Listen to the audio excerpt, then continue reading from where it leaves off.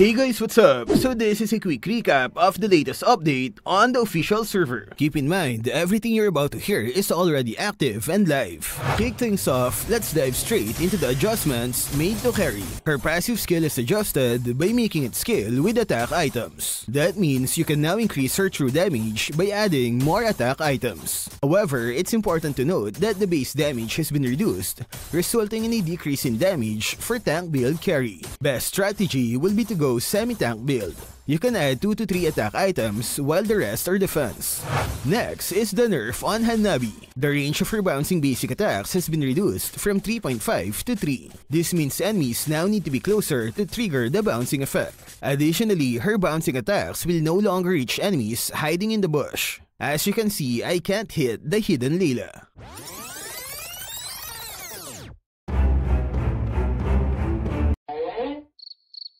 Another adjustment is the cooldown of her first skill.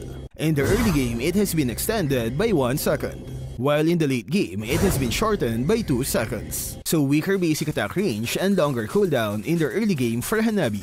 Next is the nerf on Lunox, who has been quite the force in the jungle section. The extra damage against jungle creeps has been reduced, as the developers aim to address her dominance in that area. Furthermore, her ultimate has received an additional 5 to 7 seconds of cooldown. Will these adjustments be enough to move her out of the ban section? Next is the nerf on Wanwan. The jump distance during basic attacks has been shortened, and they also lowered her basic attack damage and attack ratio. The developer said she still has incredible agility, that's why they had to do this. Next is the buff on Ixia. Her first skill cooldown is greatly lowered in the early game, from 8 down to 4 seconds at all levels. To maintain balance, its base damage in the early game has been lowered. It's a good buff for Ixia's early game farming and sustainability. Next is the buff on Jawhead.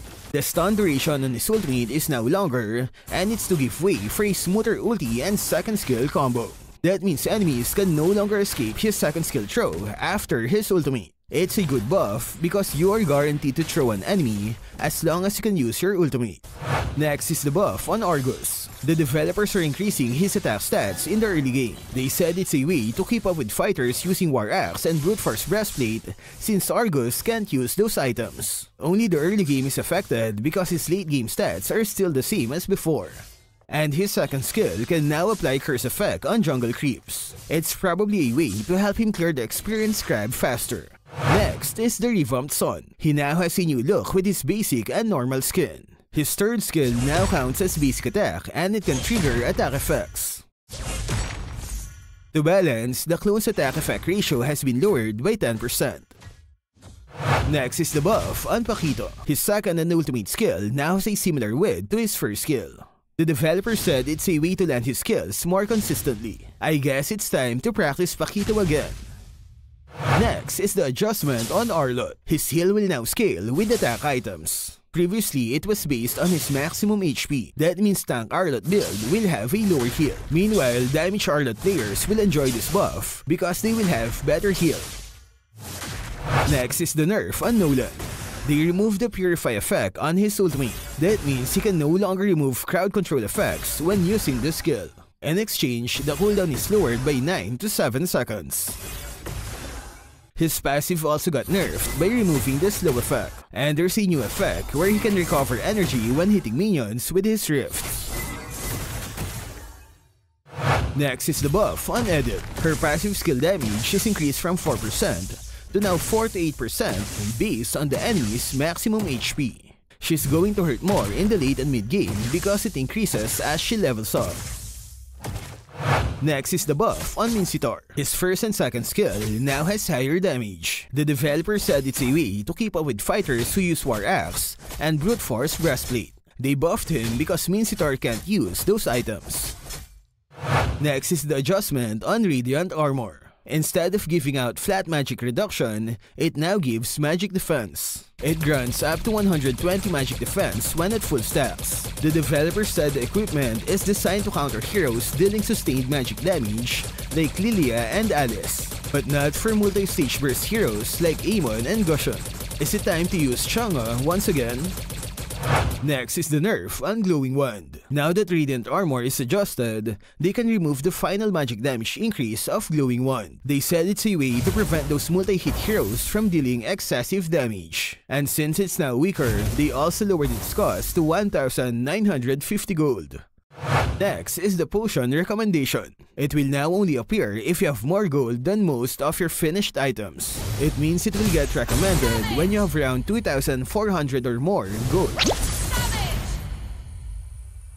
Next is the jungle adjustments. You can no longer pull the Lord and Turtle to the side because they shortened the range.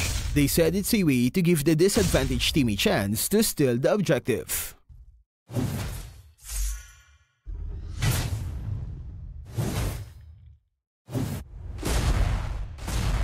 Another jungle adjustment is the shortened attack range on these two creeps. It's a way to prevent heroes from attacking them at the same time. The crab will now increase its drop over time, and they also reduce the number of drops from 3 to 2. And when the Lord appears, crab will stop respawning. So watch out for the mid-game crabs as they give a ton of resources. Next are the stronger enhanced minions. You can get them when the base tower is destroyed or when the Lord is slain. In return, base towers will have an additional 6% HP. Developers said it's sometimes hard to clear games even with a clear advantage. That's why they had to make minions stronger. So it's easier to finish the game with your minions' help. Next is the sacred statue of Martis. You can now buy it for only 50 Twilight coins. Next are the MPL squad emotes. You can now permanently buy them. This iconic shish emote is finally for sale and it's permanent this time. As you can see, there are no timers. Last one is the new squad system. It's now live for everyone, so go check your squad. You can now add more members. If you don't have one, it's now free to create a squad. So what can you say about the update? Which heroes will come out on top on this patch? Share it in the comment section. That's all for this video. Stay safe and thank you for watching.